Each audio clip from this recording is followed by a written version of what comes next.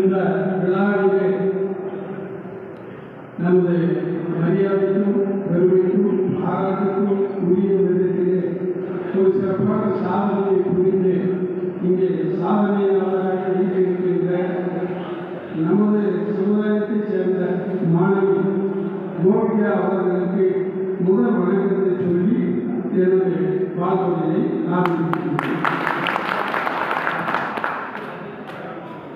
மாணவி கோபிகா ஈரோடு மாவட்டத்தை சேர்ந்தவர், சத்தியமங்கலம் பகுதியை சேர்ந்தவர். அவர் நம்முடைய சமுதாயத்தை பொறுத்தவரை முதலாக மாநில அளவிலே முதல் இடத்தை பெற்று முதல் மதிப்பெண்களை பெற்று ஒரு சிறப்பான சாதனையை புரிந்துள்ளார். அவரை நேரில் சென்று பாராட்ட வேண்டும் என்கின்ற உணர்வு எனக்கு எப்படி ஏற்பட்டதோ இதே போல பலருக்கு இங்கே வந்திருக்கின்ற பலருக்கும் அது ஏற்பட்டிருக்கிறது என்பது பெருமைக்குரிய விஷயம். ஏனென்றால் ஈரோடு மாவட்டத்தை சேர்ந்த மாணவி, ஆனால் இங்கே பாராட்ட வந்திருக்கு அவங்க தான் ஏற்பாடு பண்ணியிருக்காங்க. அந்த பேரண்ட்ஸ் அவங்க தான் ஏற்பாடு பண்ணியிருக்காங்க. ஈரோடு மாவட்டத்தை சேர்ந்த பண்பாட்டு கழகத்தினுடைய நிர்வாகிகள் அதில் பங்காற்றி இதை ஏற்பாடு செய்திருக்கிறார்கள். ஈரோடு மாவட்ட அளவில் இது நடக்கிறது. இருந்தாலும் கூட இந்த விழாவிற்கு ஈரோடு மாவட்டத்தை தவிர்த்து அதுவெல்லாம் சேலம் மாவட்டத்தில் இருந்து இங்கே வந்திருக்கிறார்கள், கோவை மாவட்டத்திலிருந்தும் வந்திருக்கிறார்கள், நாமக்கல் மாவட்டத்தில் இருந்தும் வந்திருக்கிறார்கள். அதே போல திண்டுக்கல் மாவட்டத்திலிருந்து இங்கே மாணவர்கள் வந்திருக்கிறார்கள், தேனி மாவட்டத்திலிருந்தும் வந்திருக்கிறார்கள், கரூர் மாவட்டத்தை சேர்ந்தவர்கள் ஓரிருவர் தெரிகிறார்கள். ஆக இத்தனை மாவட்டத்தை சேர்ந்தவர்கள் இங்கே இந்த விழாவுக்கு இங்கு வருகை புரிந்திருக்கிறார்கள் என்பது நமக்கு பெருமைக்குரிய விஷயம். அத்தனை பேரும் சேர்ந்து இந்த நமது சமுதாய மாணவிங்கிற உணர்வோடு வாழ்த்து வந்திருப்பதால் அனைவரையும் பாராட்ட வேண்டிய கடமையில் நான் இருக்கின்றேன். அவர்களுக்கெல்லாம் என்னுடைய வாழ்த்துக்களை நான் தெரிவித்துக் கொள்கின்றேன். இந்த மாணவியினுடைய சாதனை சாதாரணமாக சொல்ல முடியும். ஏனென்றால் கொஞ்சம் அடிப்படையாக சொன்னால் நல்லது என்று நினைக்கிறேன்.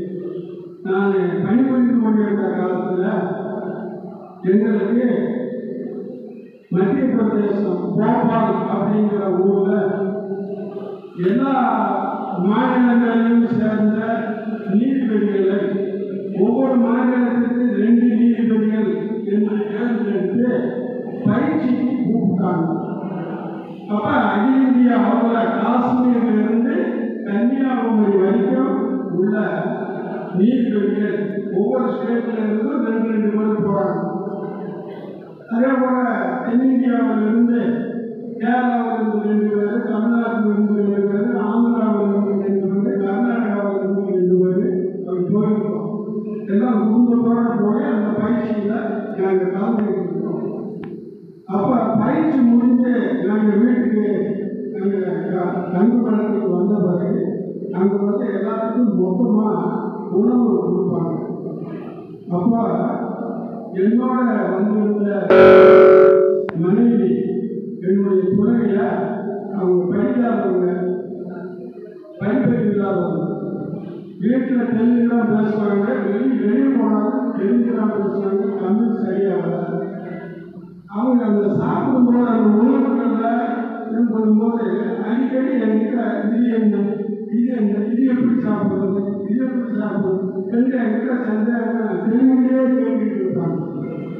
இதை வந்து அந்த பயிற்சிக்கு வந்திருந்த ஒரு ஆந்திரா நீதிபதியினுடைய மனைவி இவங்க பேசுறத கேட்டுக்கிட்டே இருந்துட்டு தெலுங்கு மொழி பேசுகிறாங்கன்னு சொல்லி நீங்கள் எங்கிருந்து வரீங்க, நாங்கள் தமிழ்நாட்டில் இருக்கோம், தமிழ்நாட்டிலிருந்து வந்து நீங்கள் தெலுங்கு பேசுறீங்க அப்படின்னு. நாங்கள் நாங்கள் தெலுங்கு தான் பேசுவோம்.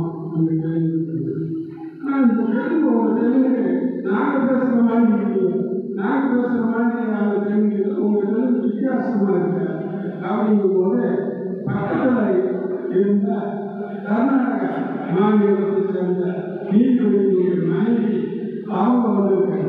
அவங்க வந்து இவங்க பேசுகிற தெலுங்கு எங்கள் கர்நாடகாவில் இருக்கிற மக்கள் பேசுகிற தெலுங்கு மாதிரி இருக்கு, கர்நாடகாவில் தெலுங்கா இருக்கு அப்படின்னு சொல்லி அவங்க சொல்றாங்க. அப்போ கர்நாடகா, ஆந்திரா, தமிழ்நாடு மூணு வந்து அங்கே வந்து கலந்து பேசி வரும்போது என்கிட்ட அவங்க சரியாக கேட்டாங்க. இப்போ நான் சொன்னேன், எங்களுடைய பூர்வீகம் இதுதான், ஆந்திரா கர்நாடகா தான் எங்களுடைய பூர்வீகம்னு சொல்லி எங்கள் பெரியவங்க சொல்கிறாங்க. இங்கேருந்து தான் நாங்கள் போய் புறமையிலிருந்து போனதாக சொல்கிறாங்க. அப்போ எங்களுக்கு கூட அப்படின்னா எங்கள் பூர்வீகம் இங்கே எங்கே இருக்கு அப்படின்னு வந்து பார்க்கணும் அப்படின்னு நாங்கள் ஆசைப்பட்டு கொடுத்தோம் அப்படின்னு சொன்னேன். அப்போ ஆந்திரா கர்நாடகா ரெண்டு நீதிபதிகள்னு அவங்க குடும்பத்தார் வந்து நீங்கள் அவசியம் வாங்க, நாங்கள் உங்களுக்கு உதவி செய்கிறோம், நீங்கள் உங்கள் பூர்வீகங்களை தேர்ந்தெடுத்து நாங்கள் என்ன உதவி வேணுமோ நீங்கள் செய்கிறோம் அப்படின்னு சொன்னாங்க. அதுலேருந்து எனக்கு ஒரு உத்தியாகம், சரி நம்ம மக்கள் சொல்கிறாங்கல்ல அந்த பூர்வீகம் எல்லாம் சரியா அப்படின்னு பார்த்துக்குவோம் அப்படின்னு சொல்லிட்டு. அப்போ அங்கே போய் நம்ம பூர்வீகத்தை தேடி போகணும்னா நம்ம எந்த சமுதாயத்தை சார்ந்தவங்க, இதே சமுதாயம் ஆந்திராவிலையும் கர்நாடகாவிலையும் இருந்தால் நமக்கு எளிதாக போயிடும் அப்படின்னு சொல்லி என்ன நம்ம சமுதாயம் ராஜகம்பலம் சொல்றாங்க, துர்கி நாயக்கர் சொல்றாங்க, ராஜகம்பலம் துர்கி நாயக்கர் சமுதாயம் அப்படின்னு நாம சொல்றாங்க. இது மாதிரி ராஜகம்பலம் அப்படின்னு ஆந்திராவில் இருக்கா கேள்வினா இல்லை, கர்நாடகாவில் இருக்கா இல்லை, துர்கி நாயக்கர் ஆந்திராவில் இருக்கா இல்லை, கர்நாடகாவில் இருக்கா இல்லை. அப்ப இந்த பேரே இல்லைன்னா நம்ம என்னவோ நம்மளால தேடுறது. அதனால என்ன பண்ணணும், ஒரு முடிவு எடுக்கலாம். நம்ம மக்கள் இருக்காங்க இல்லையா, அந்த தொட்டினாயில ராஜகம்பலம் இவங்க தமிழ்நாட்டில் எங்கெங்கெல்லாம் இருக்காங்க முதல்ல அதை பார்ப்போம். அவங்க எல்லாம் நேரில் போய் பார்ப்போம். அவங்க கலாச்சாரம் என்ன, அவங்களுடைய குணாதிசயங்கள் என்ன, அவங்க எப்படி இருக்காங்க, பொருளாதார நிலைமையில அரசியல் ரீதியாக எப்படி இருக்காங்க அப்படின்னு நம்ம மக்களை முதல்ல நல்லா பார்ப்போம். பார்த்துக்கிட்டு ஆந்திராவுக்கு போவோம், அடுத்து கர்நாடகாவுக்கு போவோம். இதே மாதிரி கலாச்சாரமாக இருக்கிற சமுதாயங்கள் யாரு அப்படின்னு சொல்லி தேடுவோம். தேடி நம்மளுடைய மக்கள் நம்ம வந்தது போக மிச்சம் நம்ம மக்கள் அங்கே இருக்காங்களா அப்படிங்கிறத கண்டுபிடிப்போம் அப்படின்னு சொல்லிட்டு நான் இந்த தமிழ்நாடு இன்னும் நான் வந்து இந்த பண்பாட்டுக்காரங்கிற அமைப்புக்கு வருவதற்கு முன்பே ஒரு ஆய்வு நிமித்தம் இந்த ஆராய்ச்சி பார்க்கணுங்கிறதுக்காக தமிழ்நாடு முழுக்க சுற்றிட்டேன்.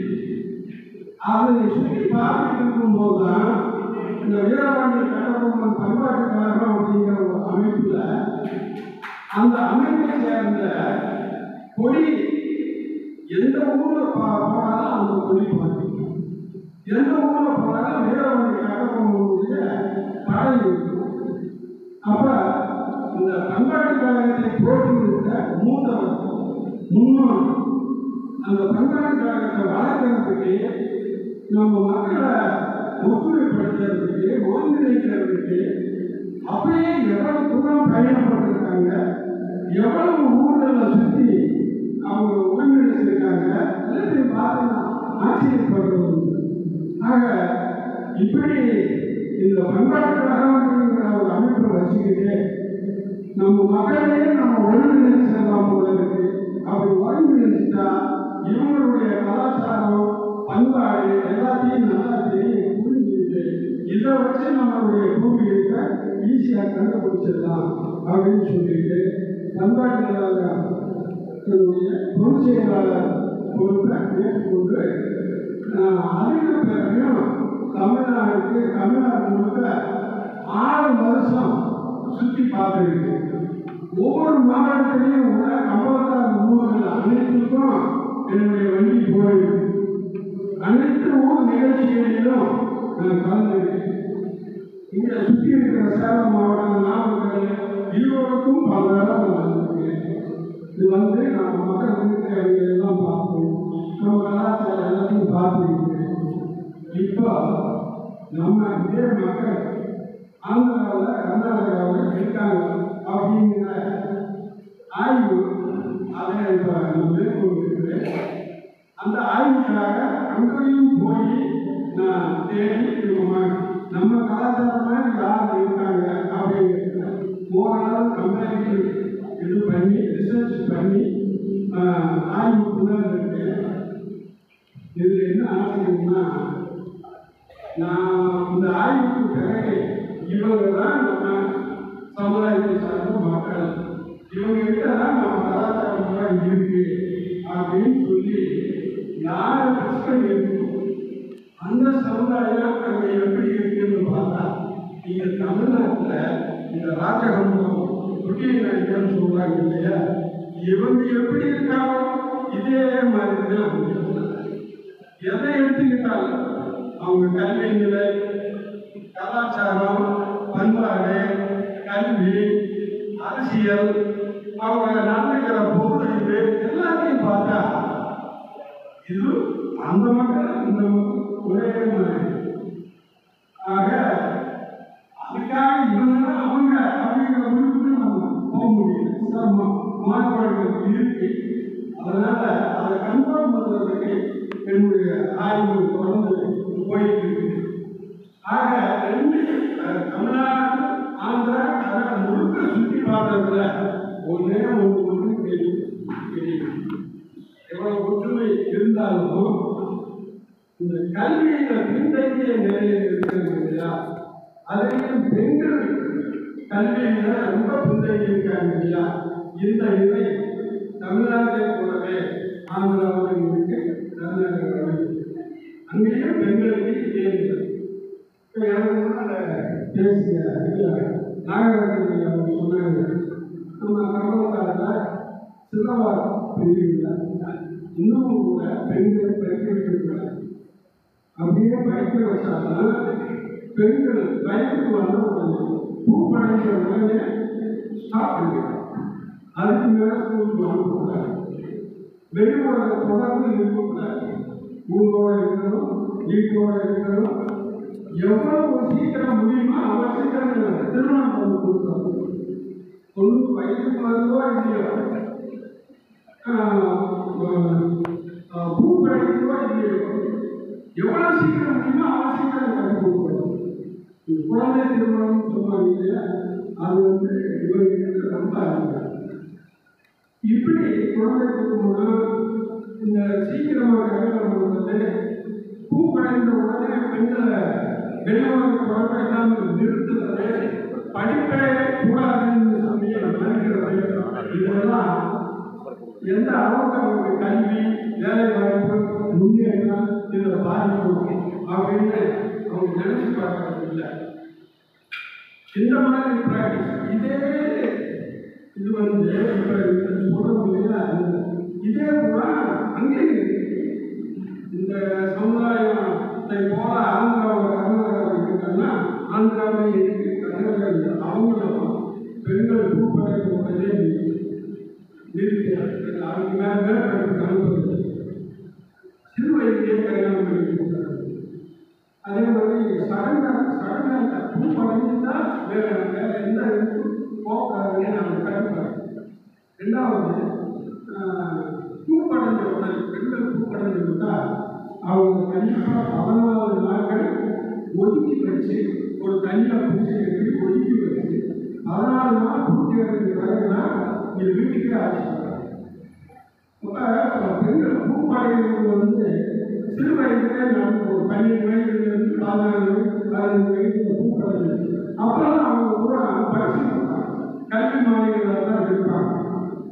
அவங்கள வந்து அப்படி உடனே நிறுத்துறதும் அவங்களுடைய எதிர்கால கல்வியை பறிக்கிறதும் இப்படி போட்ட கட்டுப்பாடுகளை வந்துச்சா அவங்க இது எப்படி இருக்கும் அப்படின்னு சொல்லி அதை இந்த நான் ஆச்சரியப்படுறது தமிழ்நாட்டில் இருக்கிற இந்த கம்பராட்சியோட பழமையை பிடிச்சி துண்டிக்கிட்டு புதுசாக மாற்றங்கள் வரும்போது அதை நமக்கு நன்மை பயக்கக்கூடியது அப்படின்னு தெரிஞ்சா கூட அதை ஃபாலோ பண்ணாம அதை விட்டுட்டு அந்த பழைய இதையே தொடர்ந்துட்டு இருக்காரு விடாப்பிரியா. அதாவது கண்டினியூட்டி தொடர்ச்சி, பாரம்பரியத்தின் தொடர்ச்சி, கண்டினியூட்டி அண்ட் சேஞ்சஸ். எப்பயுமே கண்டினியூட்டி அண்ட் சேஞ்சஸ், பாரம்பரியத்தை தொடர்ச்சிக்கும் அதை மீறி ஏற்படுகிற மாற்றங்களுக்கும் உள்ள போராட்டம் தான் ஒரு சமுதாயத்தினுடைய வாழ்க்கையை தீர்மானிக்கும். கண்டினியூட்டி ஒரு சமுதாயத்தில் தொடர்ந்து இருந்துச்சுன்னா அந்த சமுதாயத்துக்கு தேவையான மாற்றங்களை நிகழாது. அந்த மாற்றங்களை அந்த மக்கள் ஏற்கலைன்னா அந்த சமுதாயம் முன்னேற்றத்துக்கு வழிகாணும் போயிடும். அதனால இந்த ராஜகம்பரத்தார் சமுதாயத்தில் காணப்படுகிற இந்த கண்டினியூட்டி, பாரம்பரியத்தின் தொடர்ச்சி மற்றும் மாற்றங்கள் அப்படின்னு சொல்லிதான் ஆய்வு நடத்திட்டு இருக்கேன். இந்த ஆய்வினுடைய வெளிப்பாடு என்னன்னா பெண்கள் கல்வி மிகவும் நம்ம மோசமாக இவ்வளவு தடைகளையும் மீறி நம்ம சமுதாயத்தில் நம்ம மாணவர்கள் அதிலும் குறிப்பாக மாணவிகள் நல்லா படித்து நல்ல மதிப்பெண்கள் வாங்குறாங்கன்னா அது எவ்வளவு சந்தோஷத்துக்குரிய விஷயம், எவ்வளவு மகிழ்ச்சிக்குரிய விஷயம். நான் முன்னாடி காலத்தினுடைய செயலாளராக இருக்கிற போது இப்படியெல்லாம் சுற்றி பார்த்து இந்த பண்பாட்டு காலத்தையே மீண்டும் கட்டமைச்சு ஒரு விதியை உருவாக்கி என்னன்னா இது மாதிரி தமிழகம் எங்கும் எஸ்எஸ்எல்சி +2 பொதுத் தேர்வு நடந்துச்சுன்னா அந்த பொதுத் தேர்வு நடந்து அந்த ரிசல்ட் வெளியாகுது இல்லையா, அந்த ரிசல்ட் வெளியானதிலிருந்து 3 மாதங்களுக்குள்ளாக நம்ம சமுதாயத்தில் படித்த பிள்ளைங்க எவ்வளவு பேருக்கு சிறந்த மதிப்பெண்கள் பெற்றிருக்காங்க அப்படின்னு சொல்லி மாவட்டந்தோறும் ஒவ்வொரு மாவட்ட ஆட்களும் அந்தந்த மாவட்ட நிர்வாகம் இந்த கணக்கை எடுக்கணும். இந்த ரிசல்ட்டை பார்த்துட்டு நம்ம பிள்ளைங்க நம்ம ஏரியாவில் எங்கெங்க படித்து சிறந்த மதிப்பெண்கள் பெற்றிருக்காங்கன்னு கணக்கு எடுத்து அவ்வாறு சிறந்த மதிப்பெண்கள் பெற்ற மாணவிகளை 3 மாதத்துக்குள்ளாக அந்த மாவட்ட அளவில் ஒரு பாராட்டு விழா ஏற்பாடு பண்ணி அந்த பாராட்டு விழாவிலே அத்தனை மாணவர்களையும் மாணவிகளையும் பாராட்டி அவர்களுக்கு ஊக்கத்தொகை ஏதாவது வழங்கி மேற்கொண்டு அடுத்த கல்விக்கு ஊக்குவிக்க வேண்டும், மேற்படிப்புக்கு ஊக்குவிக்க வேண்டும், வழிகாட்ட வேண்டும் அப்படிங்கிற ஒரு விதியை உருவாக்கி நான் செயலாளராக இருந்தவரை அது கடைபிடிக்கப்பட்டது.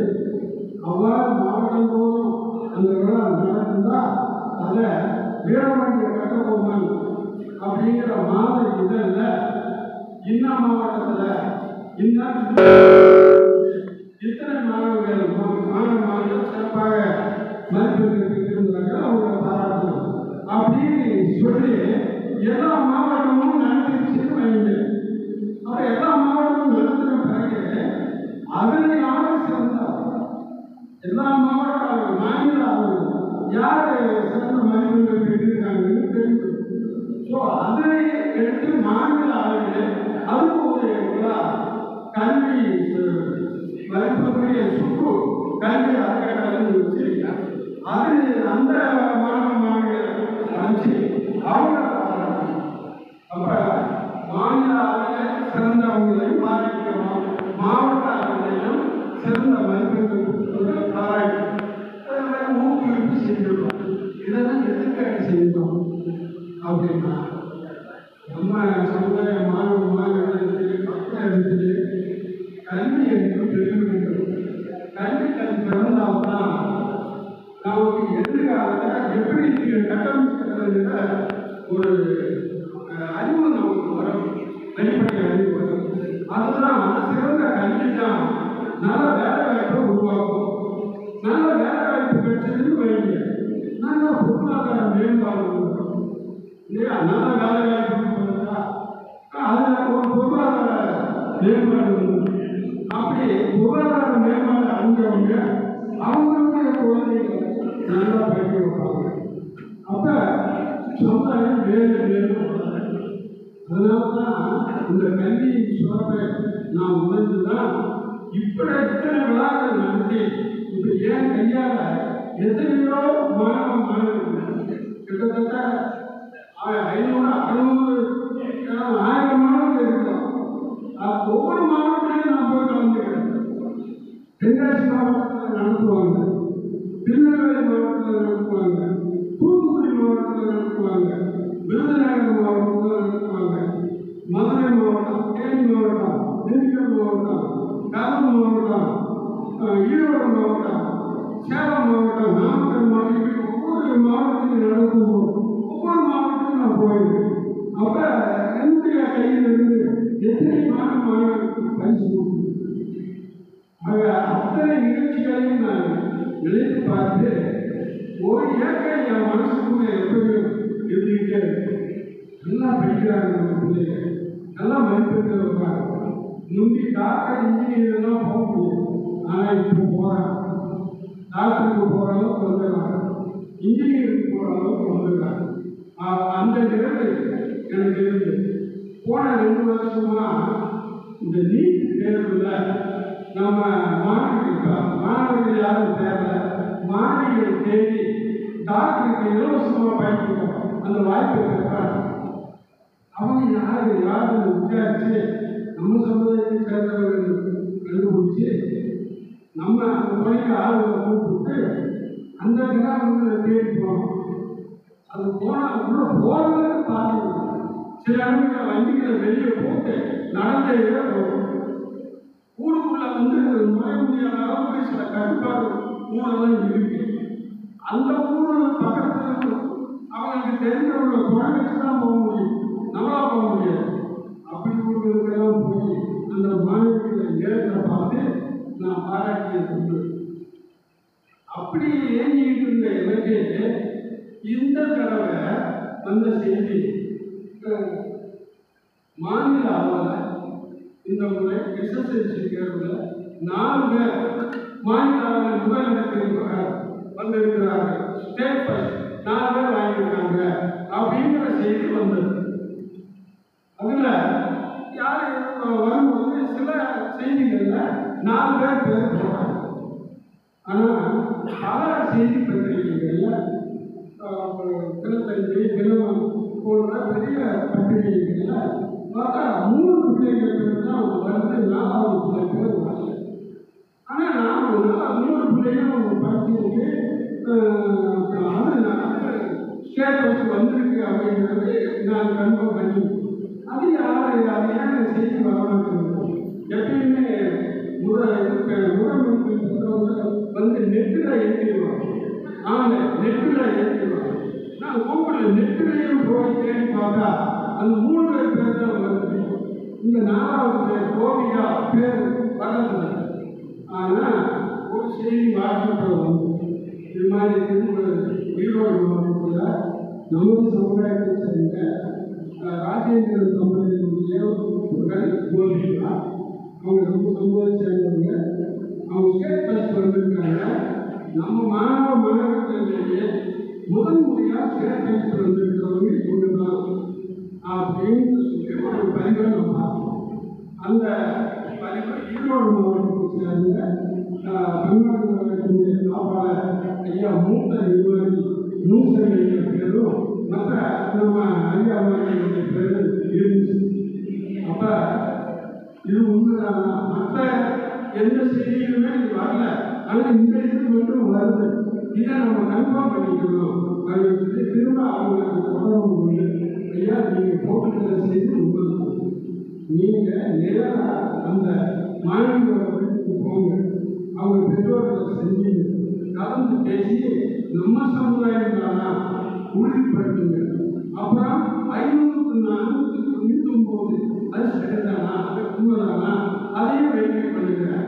இந்த ஸ்டேட் பஸ்ல 4 இன்னொரு 1 அப்படிங்கிறத எனக்கு கன்ஃபார்ம் பண்ணுங்க.